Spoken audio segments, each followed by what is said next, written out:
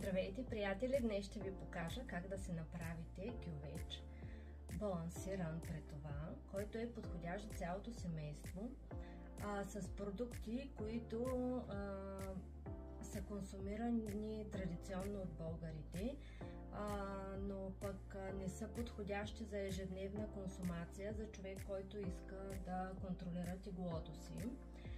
Това са свинско месо, картофи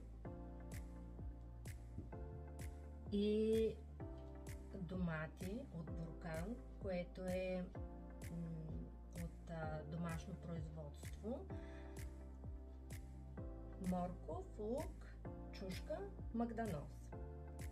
Това са продукти, които се използват за традиционно готвене.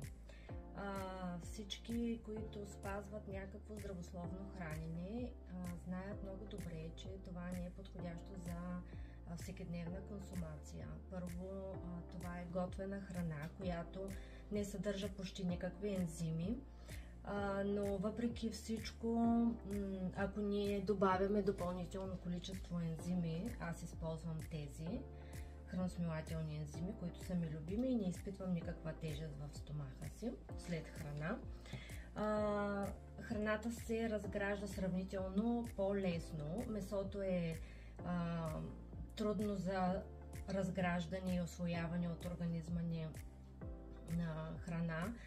Картофите са въглехидрат с висок гликемичен индекс, което значи, че бързо ни дават енергия, но пък вдигат нивото на сравнително бързо нивото на кръвната ни захар. Затова не е препоръчително да се ползва за всеки ден това хранене. Но въпреки всичко, ние българите, особено мъжете, са любители на свинското месо и аз съм се опитала максимално да изрежа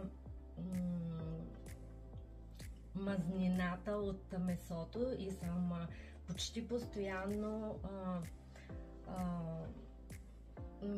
моят съпруг ми прави забележки за това, тъй като аз съм любител на пилешкото месо, но заради него готвя от време на време свинско.